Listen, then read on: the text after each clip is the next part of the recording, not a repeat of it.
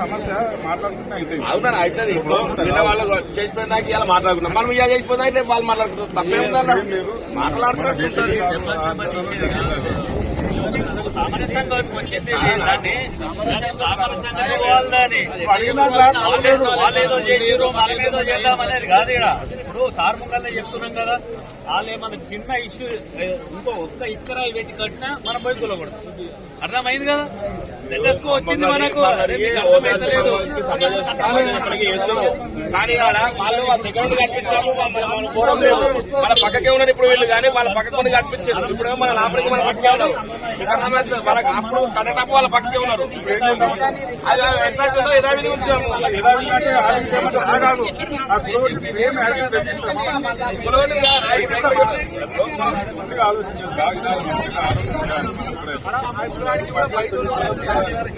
సమస్య వచ్చింది, సమస్య నువ్వు నేనే. అది ఎవడు అడ్డమైన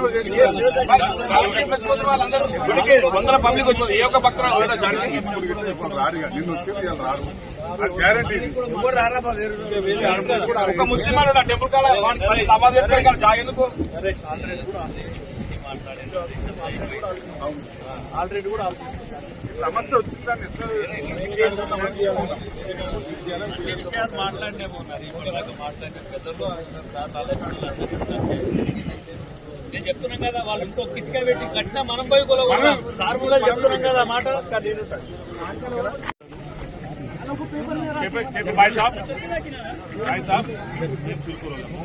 మాకు మద్దతు చేసిన పాదాభివందనాలు చేస్తున్నాం. అందరికీ కూడా మద్దతు తెలిసినందుకు, ధర్మానికి ధర్మం కోసం చేసినందుకు మా గ్రామం సమస్య మేము పరిష్కరిస్తున్నాను ప్రయత్నం చేస్తున్నాము. మద్దతు చేసిన సంతోషము. ఇష్యూ సాల్వ్ అయిపోతుంది. అక్కడ ఎలాంటి కార్యక్రమం ఉంటుంది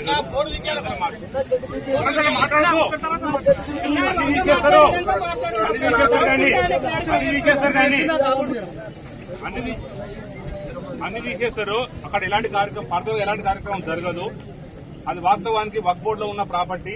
దానికి బౌండరీ ఏదైనా చేసుకుంటూ ఎలాంటి ప్రార్థనలు కానీ, ఎలాంటి మస్జిద్ కానీ, ఎలాంటి పర్మనెంట్ సెక్షన్స్ ఏది ఉండదు, ఇది చేయరు. తర్వాత ఊర్లో ఉన్న ముస్లింస్, మా గ్రామస్తులు, మా పెద్ద మనుషులు, మా ఊర్లో పంచాయతీ వాళ్ళందరూ కూర్చొని కూడా ఆలోచన చేసి ఇంకా వేరే మన ఫర్దర్ సొల్యూషన్ కూడా చేస్తారు. కాబట్టి మద్దతు చేసిన అందరూ కూడా ధన్యవాదాలు చెప్తున్నారు. ఈ సంవత్సరంతో క్లోజ్ చేద్దాం. లేచే వరంతా కార్యక్రమాలు వెళ్ళిపోవాలి. లేకపోతే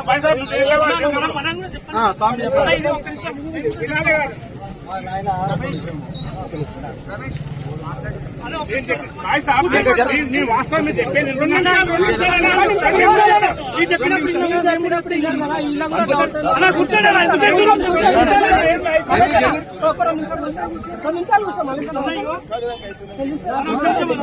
డౌట్స్ క్లారిఫై చేసుకుంటారా?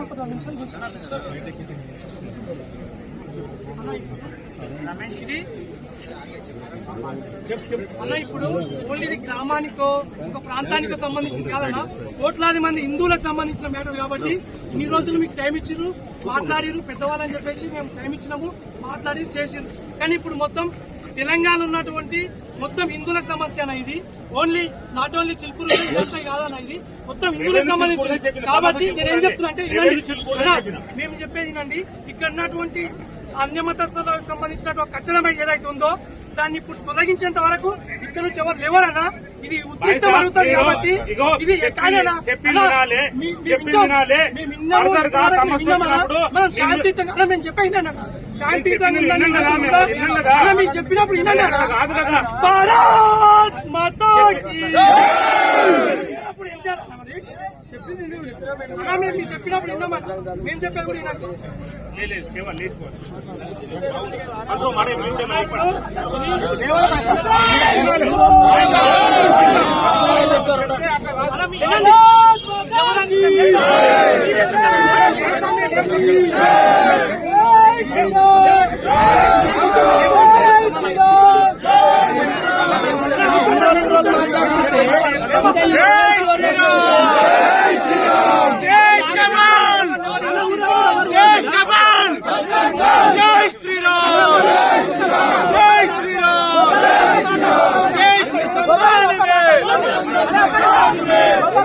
కొంచెం చెప్పింది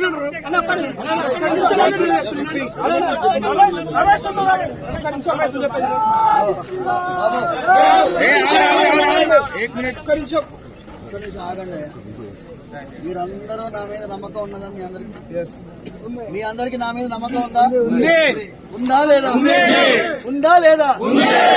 నేను ఆ మీటింగ్ లో మాట్లాడినాను. వాళ్ళు ఒక అష్యూరెన్స్ ఇచ్చినారు. ఆ అష్యూరెన్స్ ప్రకారం పోతున్నాం. అర్థమైందా? మెల్లగా ఒక్కొక్కటి జరుగుతుంది. నిన్నటి నుంచి ఏ కొత్త నిర్మాణం జరగదు. అక్కడ 4 గుంటల్లో ఫెన్సింగ్ జరుగుతుంది. కొత్త నిర్మాణాలు ఏమీ జరగవు. ఎలాంటి వాతావరణం ఇంతకు ముందు ఉండిందో అదే కొనసాగుతుంది. ఇక్కడ ఎవ్వరు కూడా విపరీతమైనటువంటి పరిస్థితి మనం సృష్టించకూడదు. వాళ్ళు కూడా సామరస్యంగా రావడానికి ప్రయత్నం చేస్తున్నారు. మీరందరూ దయచేసి సహకరించాలి. నా మీద నమ్మకం, ఏ విధమైన ప్రార్థనలు జరగవు. మీ అందరి తరఫున భగవంతుడి యొక్క సేవకుడిని నేను, ధర్మాని కోసం ముందు ఉండేవాడిని నేను. మీరందరూ నమ్మితే మీరందరూ లేవాలి. బోలో చిలుకూరు బాలాజీ భగవానికి